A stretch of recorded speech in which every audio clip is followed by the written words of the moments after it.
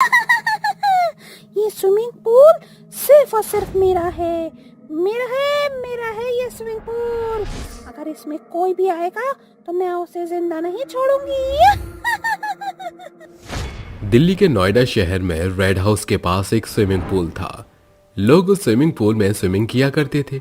दिन के समय तो स्विमिंग पूल में कोई भी दिक्कत नहीं होती, लेकिन शाम के 4 बजते ही अगर कोई उस स्विमिंग पूल के पास जाता तो वहां पर चुड़ैल आकर उसको मारना शुरू कर देती थी। ऐसे ही एक दिन चंदू, मीना, शांति और श्याम, ये चारों लोग उस रेड हाउस में रात बिताने के लिए आते हैं। यार देखो, ये रेड हाउस कितना सुंदर है। मेरा तो मन कर रहा है कि मैं हमेशा हमेशा के लिए यहाँ बस जाऊं। इसकी जो मालकिन होगी ना तो उससे शादी कर लियो, फिर तो ये रेड हाउस तेरा ही हो जाएगा। ओहो, तुम लोग अपनी बकवास बंद करो और रात ज्यादा हो रही है, चलो चलकर सो जाते हैं। सभी लोग सोने के लिए चले जाते हैं। चंदू के साथ शांति और श्याम के साथ मीना सो रही थी कि तभी मीना को किसी के रोने की आवाज आती है।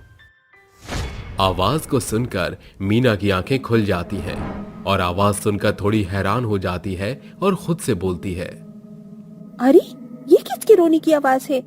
आखिर इतनी रात को कौन रो रहा है और ये आवाज कहाँ से आ रही है? क्यों ना मैं इस आवाज को फॉलो करूं? मीना उस आवाज को फॉलो करने लगती है। आवाज का पीछा करते करते मीना स्विमिंग पूल के पास पहुंच जाती है। उसमें से एक बहुत ही भयानक चुड़ैल निकलकर बाहर आती है और उसके बाल खुले हुए, लाल आंखें और उसके चेहरे पर खरोच के निशान थे। ये देखकर मीना बहुत ही डर जाती है। अपनी जान बचाने के लिए वहां से भागने की कोशिश करती है, लेकिन चुड़ैल उसको अपने लंबे हाथ करके पकड़ लेती है और हंसते हुए बोलती है,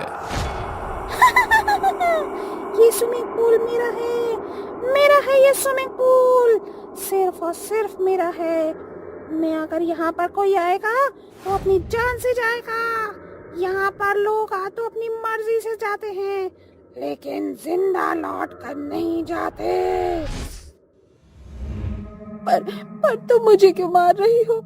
हम लोगों ने तुम्हारा क्या बिगाड़ा है जो तुम इस तरह से हम लोगों को डरा कर मार रही हो?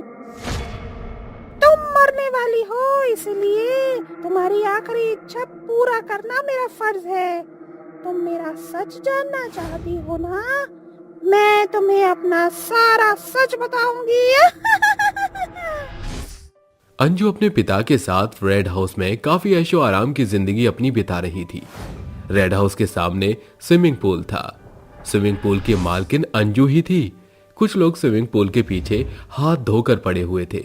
उसके स्विमिंग पूल को तोड़वाकर वहां पर कुछ लोग मॉल तो कुछ लोग बड़ी बड़ी बिल्डिंग बनवाना चाहते थे। अंजू के पास आए दिन बड़े बड़े लोग अच्छे खासे ऑफर लेकर आते, लेकिन अंजू सभी को रिजेक्ट कर देती। यही देख वहां का एक लॉयर अंजू के पास आता है और उससे बोलता है, मिस अंजू, आपको हम इस स्विमिंग पूल के बदले में मुंह मांगी कीमत देंगे। बस आप इस स्विमिंग पूल को बेचने के लिए हाँ कर दीजिए। जी नहीं, मैं इस स्विमिंग पूल को कभी नहीं बेचूंगी, क्योंकि इस स्विमिंग पूल में मैंने अपना बचपन बिताया है और मैं इसको हरगिज नहीं बेच सकती। तुम यहाँ से उठकर खुद जाओगे या मैं तुम्हें यहाँ से पिटवा कर बाहर भेजूं? तुम मुझे नहीं जानते कि मेरी पहुंच कहाँ तक है। अंजू की ये बात सुनकर लॉयर को इंसल्टिंग फील होता है और वो बाहर की तरफ जाते हुए खुद से बोलता है, बेटा अंजू, आज तूने मेरी इतनी इंसल्ट करी है, अब देख तेरे साथ क्या होता है। रात के 12 बज रहे थे। अंधेरा काफी घना था। उस बीच लॉयर कुछ गुंडों के साथ आकर अंजू के पिता के पेट में खंजर घोंप देता है, जिसकी वजह से अंजू के पिता की मौत हो जाती है। वहीं दूसरी तरफ अब लॉयर और कुछ गुंडे अंजू को बेहोश करके स्विमिंग पूल में ले जाते हैं और उसके साथ दुर्व्यवहार करके उस स्विमिंग पूल में उसकी लाश को फेंक देते हैं। उन लोगों ने मेरे साथ इतना बुरा बर्ताव करके मुझे जान से मार दिया था। तब से मेरी आत्मा इस स्विमिंग पूल में भटक रही है और अगर कोई स्विमिंग पूल में आता है तो मैं उसे जिंदा नहीं छोड़ती। इतना कहकर चुड़ैल मीना को मार देती है और स्विमिंग पूल में फेंक देती है। थोड़ी देर बाद जब श्याम की आंखें खुलती हैं तब वो मीना को अपने पास नहीं पाता और मीना को ढूंढते ढूंढते स्विमिंग पूल तक पहुंच जाता है। चुड़ैल एक बार फिर वहां पर आती है और उसको भी एक भयानक मौत दे देती है। अगली सुबह चंदू और शांति श्याम और मीना को ढूंढते हुए उस स्विमिंग पूल तक पहुंच जाते हैं, जहां वो देखते हैं कि मीना और श्याम की लाश उस स्विमिंग पूल पर तैर रही होती है। ये देख शांति बहुत डर जाती है और डरते हुए चंदू से बोलती है, चंदू देखो देखो, यहाँ पर तो मीना और श्याम की लाश है। इनको भला इतनी भयानक तरीके से किसने मारा होगा?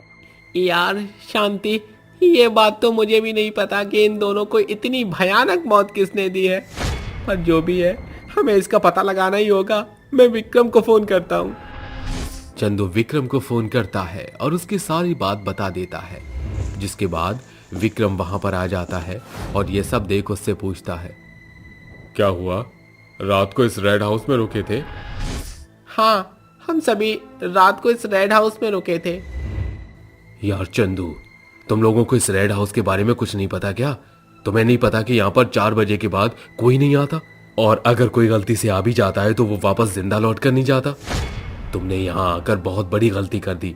तुम यहाँ पर आए तो अपनी मर्जी से हो, लेकिन अब तुम्हें यहाँ से जाने नहीं देगी वो।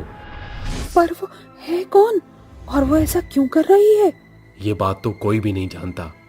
वो सभी लोग आपस में बात कर रहे होते हैं और बात करते करते वो लोग ये भूल जाते हैं कि शाम के 5 बज गए हैं। जब उन्हें टाइम का पता चलता है तो बहुत ज्यादा देर हो चुकी थी। चुड़ैल वहां पर हंसते हुए आती है। अब कोई भी नहीं बचेगा।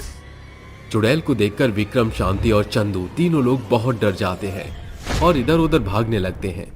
चुड़ैल अपनी भूतिया शक्ति से वहां पर तेज तेज हवाएं चलाने लगती है और विक्रम को हवा में उड़ा देती है। तभी वहां पर मीना और श्याम की आत्मा भी आ जाती है। मीना और श्याम की आत्मा अंजू की आत्मा से बोलती है, मैं मानती हूँ अंजू, तुम्हारे साथ बहुत ही बुरा, बहुत ही गलत हुआ, लेकिन तुम इस तरह लोगों को नहीं मार सकती। मीना और श्याम की आत्मा को देखकर चंदू और शांति की आंखों में आंसू आ जाते हैं। वो उनसे पूछते हैं, आखिर ये आत्मा कौन है? क्या तुम इसको जानती हो?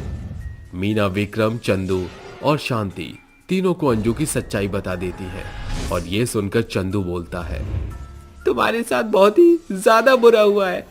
मैं तुमसे वादा करता हूँ कि मैं तुम्हें इंसाफ दिलाऊंगा, लेकिन तुम मासूम लोगों को मत मारो।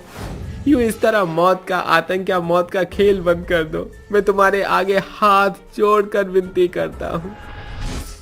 हाँ अंजू बहन, मैं एक हेड पुलिस ऑफिसर हूँ। मैं तुम्हारी आत्मा को शांति दिलवाऊंगा। तुम्हारी मौत का बदला मैं लूंगा। जिसने तुम्हारे साथ दुर्व्यवहार करके तुम्हें मार दिया उसको मैं सजा दिलवा दूंगा। उन सभी की बात सुनकर अंजू की आत्मा की आंखों में आंसू आ जाते हैं और वो उनसे बोलती है, मैं तुम सभी से वादा करती हूँ कि मैं यहाँ से चली जाऊंगी, लेकिन पहले तुम मुझे इंसाफ दिलवाओगे, मेरी आत्मा को शांति दिलवाओगे, तभी मैं यहाँ से मुक्त होंगी। ठीक है, पर उसके लिए तुम्हें हमें छोड़ना होगा। चुड़ैल उनकी बातों से सहमत होकर उनको छोड़ देती है और अगली सुबह विक्रम अंजू का केस रीओपन करवाता है और अंजू का केस लड़ता है। कुछ समय बाद विक्रम उसका केस जीत जाता है और स्विमिंग पूल में जाकर उसकी आत्मा की शांति के लिए हवन करवाता है। अंजू की आत्मा के साथ साथ अब उस स्विमिंग पूल और रेड हाउस में किसी को कभी भी कोई चुड़ैल या आत्मा दिखाई नहीं देती। लोग वहां पर आराम से आते और स्विमिंग पूल में स्विमिंग करके चले जाते हैं।